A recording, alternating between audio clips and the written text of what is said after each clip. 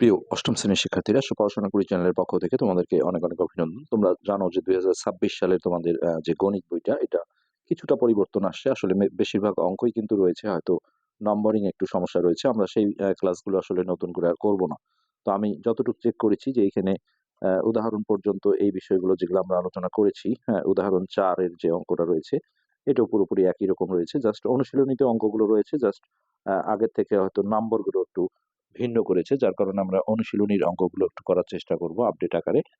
তো এখানে প্রথমে যেটা আছে, নিচের কোন ফলাফলটি 9 দ্বারা বিভাজ্য সংখ্যা। তো একটা সংখ্যা 9, এটাও কিন্তু আগে ছিল, হ্যাঁ, হয়তো নম্বরে মিলছে না। একটা সংখ্যা 9 দ্বারা বিভাজ্য হতে গেলে সেই সংখ্যাটার যে অঙ্কগুলোর যোগফল, যেমন দেখো এখানে 5, 6, 1, এটা পুরোটা একটা সংখ্যা।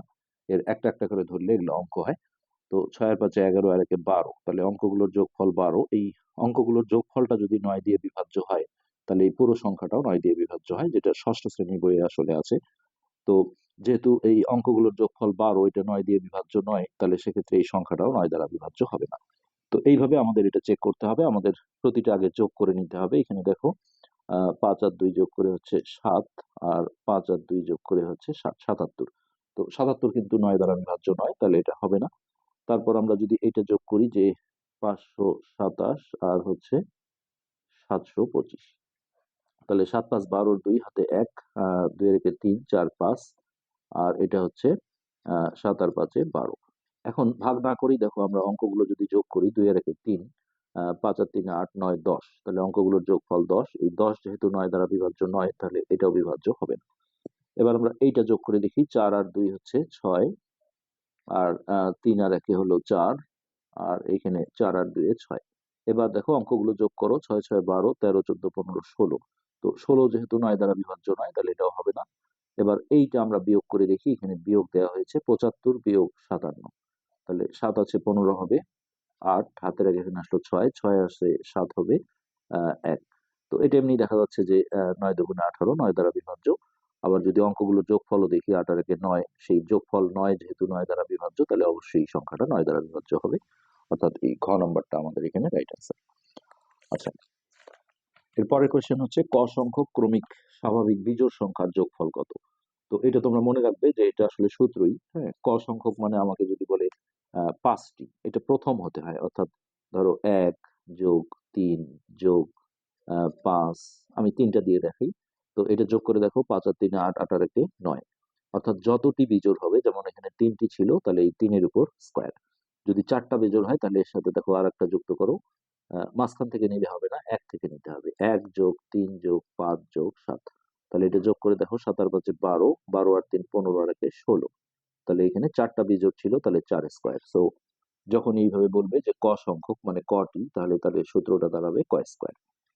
আচ্ছা, এরপরের কোশ্চেন হচ্ছে 3 নম্বর, প্রথম 3টি বিজোড় স্বাভাবিক সংখ্যার যোগফল একটি। ওই যে এখনই আমরা যেটা করলাম, যে প্রথম 3টি বিজোড়, তার মানে 1 যোগ 3 যোগ 5। তো এটা যোগ করে আসে 5 আর 3 8 আর 1 9।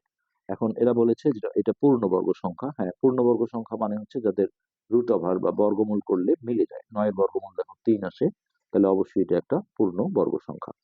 তারপরে বলেছে যে বিজোড় সংখ্যা। হ্যাঁ, 9 কিন্তু একটা বিজোড় সংখ্যা। আর মৌলিক সংখ্যা 9, মৌলিক সংখ্যা হতে গেলে যে সংখ্যার শুধুমাত্র 2টা গুণনীয়ক থাকে, অর্থাৎ 2টা মাত্র সংখ্যা দিয়ে ভাগ করা যায়, এক আর ওই সংখ্যা। যেমন 7, একে আমরা 7 দিয়ে ভাগ করতে পারবো, আর 1 দিয়ে ভাগ করতে পারবো, ভাগটা মিলে যাবে। আর 7 দিয়ে ভাগ করতে পারবো। অর্থাৎ যে সংখ্যাকে শুধুমাত্র 2টা সংখ্যা দিয়ে ভাগ করা যায়, একটা হচ্ছে 1 আর ওই সংখ্যা নিজেই। আর যেগুলো দিয়ে ভাগ করা যায় সেগুলোকে আমরা গুণনীয়ক বলি, সেগুলি হচ্ছে মৌলিক সংখ্যা। কিন্তু 9কে দেখো 1 দিয়ে ভাগ করা যায়, ভাগ মিলে যাবে, 3 দিয়ে যায়, 9 দিয়ে যায়। 3টা বা তার বেশি গুণনীয়ক হলে এটা যৌগিক সংখ্যা হয়। তাহলে এটা 3 নাম্বারটা হবে না, 1 ও 2, যেটা ক নাম্বারে ছিল। এরপর 4 নাম্বার কোশ্চেনটা আমরা দেখি, এটাও কিন্তু আগের বইয়ে ছিল, হয়তো নাম্বারটা মিলবে না। তালিকার পাশাপাশি দুটি পদের পার্থক্য বের করো এবং পরবর্তী দুটি সংখ্যা নির্ণয় করো।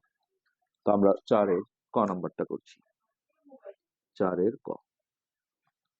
তো এই প্যাটার্ন গুলো আসলে তুলতে হয় এইভাবে, যে পাশাপাশি পাশাপাশি দুটি সংখ্যার পার্থক্য। সরি, পাশাপাশি না, এখানে আমরা লিখবো প্রদত্ত প্যাটার্ন, এই কথাটা লিখলে সুবিধা হবে।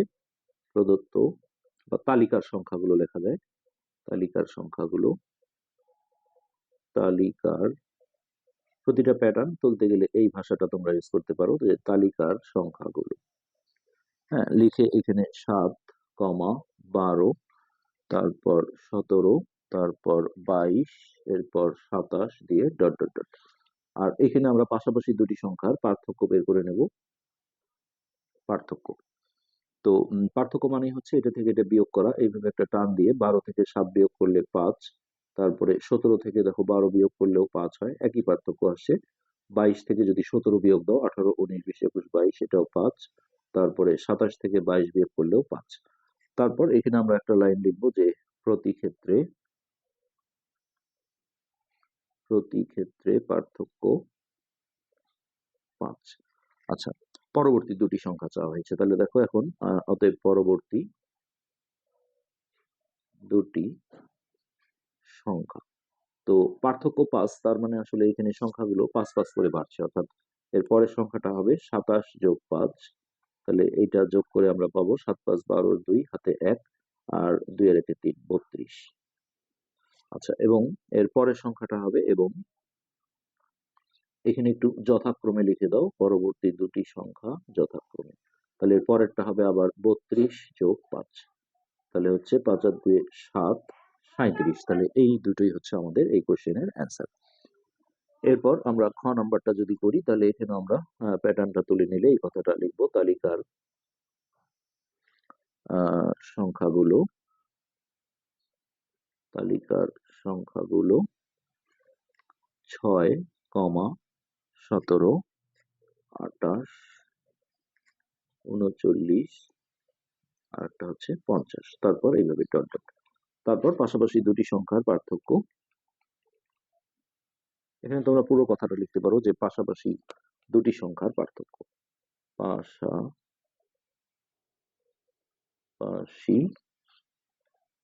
দুইটি সংখ্যার পার্থক্য। এই জায়গাও তাই দেখো যে পাশাপাশি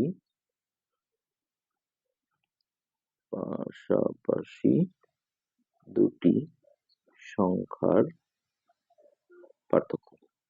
ওকে, তাহলে এইখানে আমরা বিয়োগ করে করে পার্থক্যগুলো বের করে দিই। তাহলে 17 থেকে 6 বিয়োগ করলে হচ্ছে 11, 28 থেকে 17 বিয়োগ করলে 11, তারপর 39 থেকে যদি 28 বিয়োগ করো এটাও 11, 50 থেকে 39 বিয়োগ করলে এটাও 11।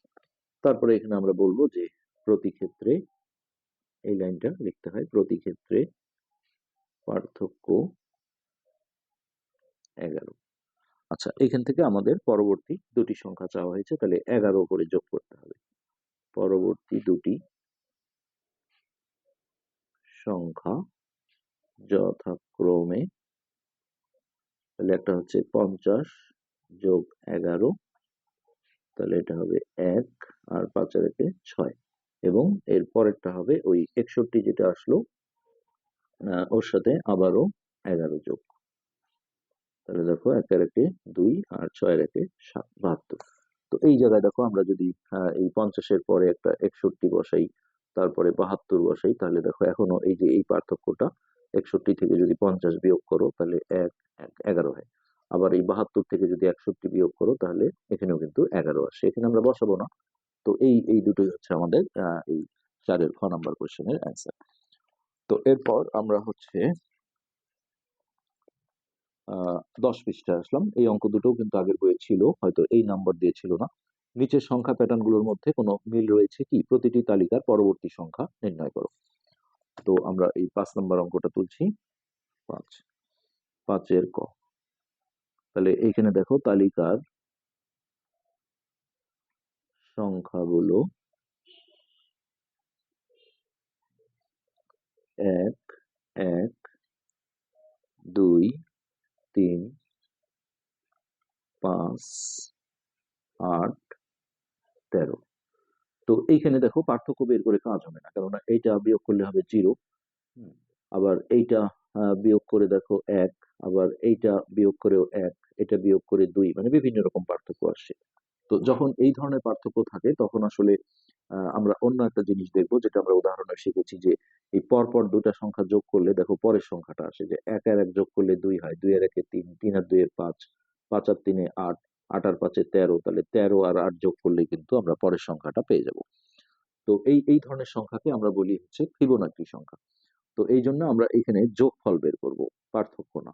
যখন আমরা ওই জিনিসটা দেখব যে আগের মতো পার্থক্যটা আসলে একই আসছে না, হ্যাঁ, তখনই আমরা এটা পার্থক্য বা বিয়োগফল না করে যোগফল বের করব। পাশাপাশি দুটি সংখ্যার যোগফল। তাহলে দেখো এই দুটো যোগ করে হচ্ছে দুই, এই দুই আর এক যোগ করে তিন, তিন আর দুই যোগ করে পাঁচ, পাঁচ আর তিন যোগ করে আট, আট আর পাঁচ তেরো, আর এইখানে তেরো আর আট যোগ করে আট, নয়, দশ, এগারোর এক হাতে এক, তেরো, চোদ্দ, পনেরো, ষোলো, সতেরো, আঠারো, উনিশ, বিশ, একুশ। তো এইটা, এই যে পরের অ্যান্সারটা কিন্তু এখানে আসলে চলে আসে। তো জাস্ট একটু অঙ্কটা যেহেতু 4 নম্বর থাকে, এত শর্টকাট করা যাবে না, এই জন্য আমরা বলবো এখানে যে এখানে পাশাপাশি, এখানে দেখো এই যেটা যোগফল আসছে এটাও কিন্তু ফিবোনাকি হয়েছে। এই যে তিন আর দুই যোগ করে পাঁচ, পাঁচ আর তিন যোগ করে আট, আট পাঁচ যোগ করে তেরো, তেরো আর আট যোগ করে একুশ। তো আমরা এইটার কথা একটু বলবো, যে এখানে পাশাপাশি দুটি সংখ্যার যোগফল পরবর্তী সংখ্যার সমান, পরবর্তী সংখ্যার সমান। আরেকটা কথা বলবো, যে এই ধরনের সংখ্যাকে, এটা উদাহরণের মধ্যে একটা অঙ্ক আছে, এই ধরনের সংখ্যাকে ফিবোনাকি, কখনো সংক্ষিপ্ত প্রশ্নে আসে ফিবোনাকি সংখ্যা কাকে বলে, তখন তোমাদের এটাই লিখতে হবে। এটা এক গণিতবিদের নাম, উনি এটা আবিষ্কার করেছেন। সংখ্যাকে ফিবোনাকি সংখ্যা বলে। তো ওই যে পরবর্তী সংখ্যা চেয়েছিল আমাদের, এই যে একুশ, এটাই কিন্তু পরবর্তী সংখ্যা। হ্যাঁ, বের হয়ে গেছে অলরেডি। আমরা জাস্ট এইখানে এইভাবে একটু দেখাবো যে পরবর্তী সংখ্যা, তাহলে এই যে আট আর তেরো যোগ করে যেটা একুশ আসে, সেটাই হবে পরবর্তী সংখ্যা। তো আট যোগ তেরো, তিন, এগারোর এক হাতে এক, একের একে দুই, একুশ। এটাই হচ্ছে এই কোশ্চেনের অ্যান্সার। তো এরপর পাঁচের খ নম্বরে আমরা আসি। পাঁচের খ নম্বরটা একটু দেখো এটা থেকে ভিন্ন। সেটা হচ্ছে এরকম, যে তালিকার সংখ্যাগুলো দেওয়া ছিল, তালিকার সংখ্যাগুলো। তো এখানে তালিকার সংখ্যা আছে চার, চার, পাঁচ, ছয়, আট, এগারো, ডট ডট ডট। এইখানে দেখো পার্থক্য বের করলে এটা হয় জিরো, এটা হয় এক, মানে বিভিন্ন পার্থক্য আসে। তখন আমরা ওই ফিবোনাকি যদি ভাবি যে পরপর দুটা সংখ্যা যোগ করে পরের সংখ্যাটা আসে কিনা, তো প্রথমেই দেখো আসে না, চার চার যোগ করে আট হয়, মেলে না। তখন আমরা কি করব, যে পার্থক্যটাই বের করব ফার্স্ট টাইম, যে পাশাপাশি। ওই ফিবোনাকির বিষয়টা কিন্তু কখনো দেখা যায় যে এই মূল প্যাটার্নটাতে হয়, কখনো আবার দেখা যায় ওই পার্থক্যতে হয়। তো এই অঙ্কে দেখা যাবে যে পার্থক্য বের করার পরে ফিবোনাকি চলে আসবে। তাহলে পাশাপাশি দুটি সংখ্যার পার্থক্য, তাহলে এইটা বিয়োগ করে হবে জিরো, পাঁচ থেকে চার বিয়োগ করে এক, ছয় থেকে পাঁচ দিলে এক, আট থেকে ছয় বিয়োগ করলে দুই, এগারো থেকে আট বিয়োগ করলে তিন। এখন দেখো এই যে শূন্য আর এক যোগ করলে হয় এক, এক আর এক যোগ করে দুই, দুই আর এক যোগ করে তিন, অর্থাৎ এই যে যেটা পার্থক্য আমরা পেলাম, এই পার্থক্যটাই একটা ফিবোনাকি প্যাটার্ন ধারণ করেছে। তাহলে এখানে আমরা বলবো যে পার্থক্য থেকে দেখা যায়, পার্থক্য থেকে দেখা যায় পরপর দুটি সংখ্যার, পরপর দুটি সংখ্যার যোগফল, যোগফল পরবর্তী আহ, পরপর দুটি পার্থক্য থেকে দেখা যায় পরপর দুটি, এখানে আমরা সংখ্যা না দিয়ে পরপর দুটি পার্থক্যের কথাটা বলি, পরপর দুটি পার্থক্যের যোগফল পরবর্তী পার্থক্যের সমান, পরবর্তী পার্থক্যের সমান। তো এইখানে আমরা বলতে পারি যে এই ধরনের সংখ্যাকে ফিবোনাকি সংখ্যা বলে।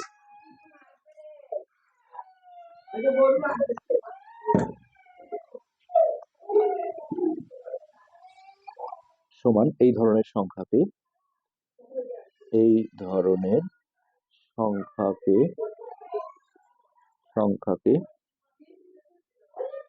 ফিবোনাচি সংখ্যা বলে। তো এইখানে কিন্তু আমরা ডিরেক্ট আসলে পরের সংখ্যাটা পাবো না, আমাদের পরবর্তী আগে পার্থক্যটা বের করে নিতে হবে। তো এইখানে আমরা লিখবো যে পরবর্তী পার্থক্য।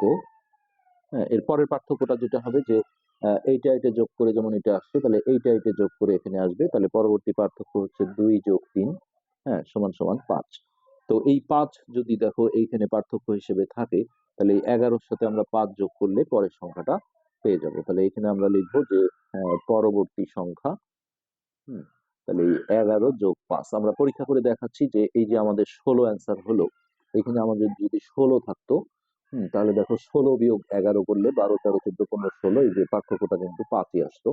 তো আশা করি বুঝতে পেরেছো। আজকের পাঠ আমরা এখানে শেষ করছি। ধন্যবাদ।